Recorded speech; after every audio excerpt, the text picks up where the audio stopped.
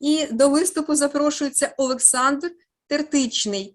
Виступ на тему «Українське піднесення як нове народження свободи». А приготуватися Лариса Хижняк. Je donne la parole à M. Tertichny, dont le sujet est l'élan ukrainien comme la nouvelle renaissance de la liberté. Щиро дякую, шановні господарі і гості, друзі архетипісти. Дозвольте нагадати останній гучний прогноз Френсіса Фукуями. Поразка Росії у війні проти України уможливить нове народження свободи і позбавить нас хвилювань щодо занепаду глобальної демократії. Donc, bonjour à tous mes collègues et je voudrais vous ajouter aussi, souligner cette expression de Francis Fukuyama qui a dit que nouvelle vision de notre monde moderne, c'est que comme la faillite et l'échec de la Russie, ce sera une nouvelle possibilité de la renaissance de la liberté.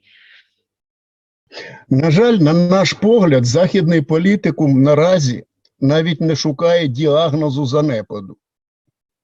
Malheureusement, les politiciens du monde entier ne cherchent même pas, ne font pas la diagnostic des décadences. У випадку війни, яка зараз точиться в Україні, лідери НАТО не хочуть зважати на цивілізаційну неадекватність росіян, яку можна побачити крізь культурну призму відмінності історичних процесів Росії від інших країн Європи. Malheureusement, les leaders ne voient pas la différence complètement, cet abîme, dépasse des sociétés russes par rapport à tout ce qui se passe en Ukraine aussi. Більшість політиків віддають перевагу окулярам совєтологів, тих осіб, які не знають дійсної історії Росії, отже і України. Malheureusement, les politiciens du monde entier prêtent volontiers les lunettes on leur offre, en fait, qui sont offertes par les politiciens soviétiques et qui en réalité, malheureusement, ne cherchent pas à comprendre l'Ukraine, de comprendre l'histoire, etc. Наприклад, міністр оборони провідної держави НАТО суто по-путінськи називає війну конфліктом в Україні. Він вважає, що Кремль своєю політикою зганьбив військових Російської Федерації, нібито біленьких і пухнастих. Donc, je pense qu'il est inacceptable que les leaders de l'État, l'un des États OTAN, en fait, caractérisent ce qui se passe en Ukraine, c'est-à-dire la guerre, en tant que conflit, caractérise comme conflit, et que le Kremlin, en fait, il a juste noirci l'image des militaires qui sont tout à fait propres, etc. C'est juste ici, et juste à ce niveau-là, déjà inacceptable. Міністр повторює чисто кремлівський наратив про єдиний народ. En fait, ce ministre aussi il se permet à répéter cette narration sur le peuple uni. Навіть в Державному департаменті Сполучених Штатів оголосили, що Путін зробив з Росії агресора. Тоді як направду це самі росіяни тричі з радістю обрали собі вождя, про якого мріяли після Сталіна. Ce qui est drôle aussi, que même au sein des États-Unis, en fait, il y a cette vision encore avec une confusion soviétique qui est fort adaptée, que c'est Poutine qui a transformé le peuple russe, soi-disant, en militaire, il les a forcés, il les a ainsi. Tandis que si vous connaissez bien notre histoire et si vous prenez en compte l'histoire même, que c'est le peuple russe même qui a choisi à triple tour, en fait, Poutine comme son dirigeant.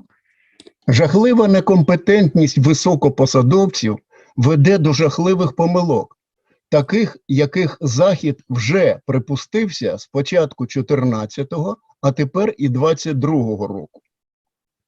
C'est-à-dire qu'en compétences incroyables des leaders européens, leaders mondiaux, nous mènent aux fautes que nous avons déjà, que eux ils ont déjà commis en 2014 et qu'on pouvait observer, auxquels on insiste en 2002.